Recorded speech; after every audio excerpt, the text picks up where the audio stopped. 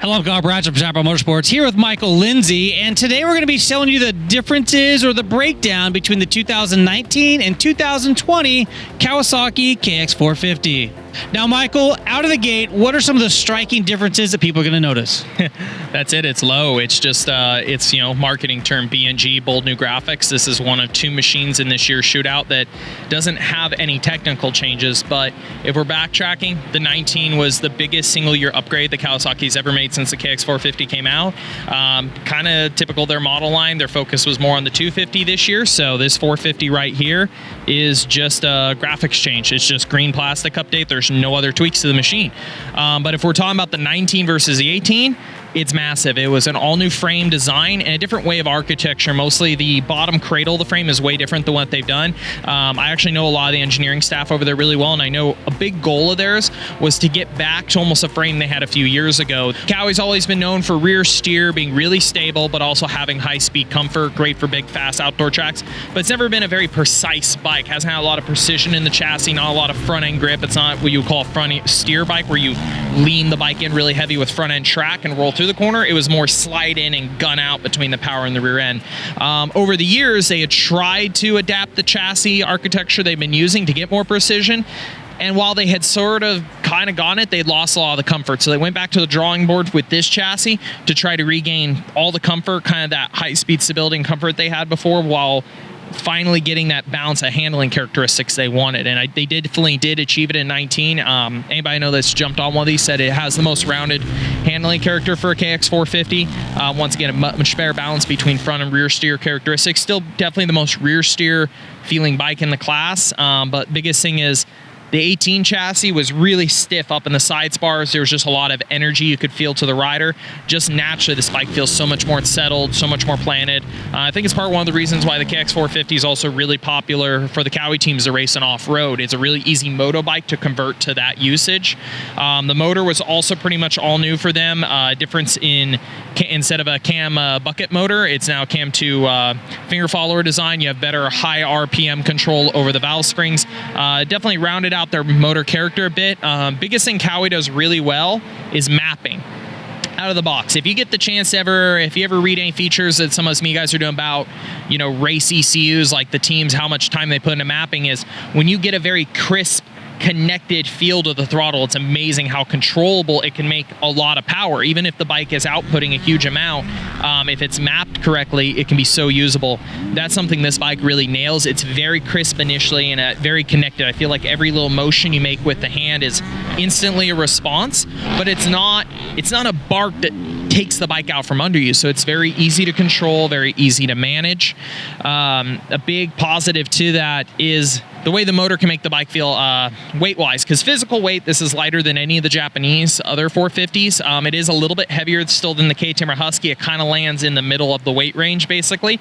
But riding it, the compact setup, like the mass centralization is really good. So the actual physical weight doesn't feel that high, but also that motor being so responsive and connected, you can kind of use the engine character to loft the bike into corners, over braking bumps, singles, and it lets the bike do some of the work for you. So it really makes the bike feel lighter. Good motor character can make a bike feel light. Some of the other positives last year is they went to a spring fork, which I know is really popular for most consumers because it's just a lot easier to set up. You're not having to babysit it as much because they had the tack fork before, which had 3 air chambers. It was just a lot of setup notes to keep. The biggest thing they missed on, though, was the bike balance. It came out, like I said, the chassis was definitely a huge move in the right direction. The motor was, but they missed the bike balance a bit. And it comes down to a little bit of spring rate. Me at the lighter end, like 160. I would say a rider that's 165 to 150, if they pick up one of these, I would drop the shock spring in it, because the shock is overriding the forks a little bit, makes the forks feel soft.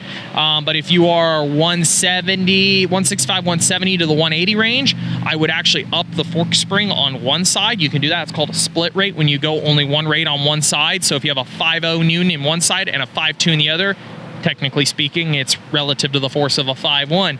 And that little bit of difference, usually can't feel the flex difference. Even some of the most sensitive test riders can't notice that. Now, if you're 180 and above, kind of more what I would consider the more general target range for these bikes, I would go up on both fork springs. A little bit of oil volume helps. It has a low oil volume in this fork compared to a lot of other bikes in the class.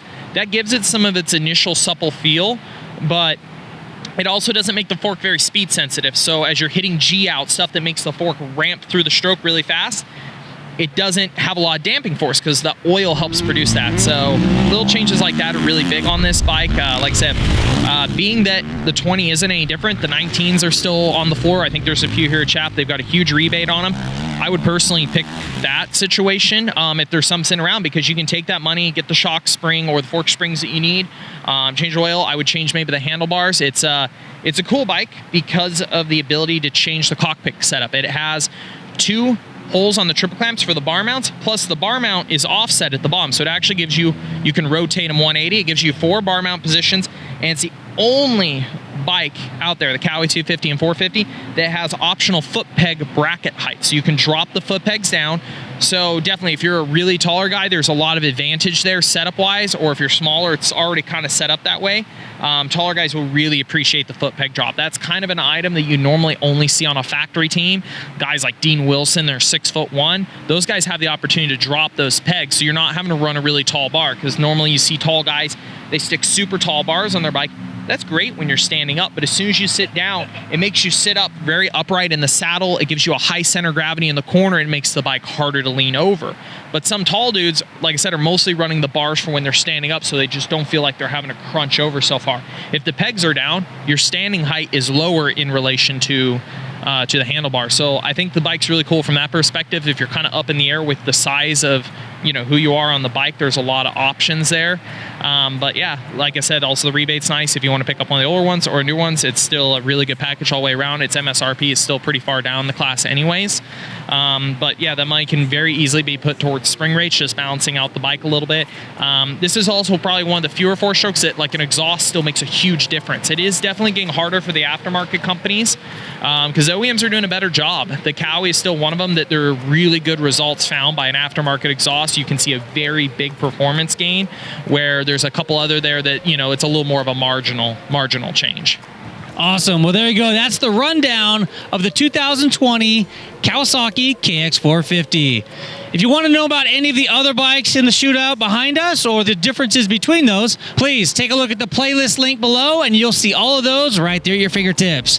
If you like this video today, please give it a thumbs up. If you want more action like this coming directly to your inbox, please hit that subscribe button and the notification bell so you can be part of the notification squad. I'm Kyle. This is Michael Lindsay. Until next time, take care and ride safe out there.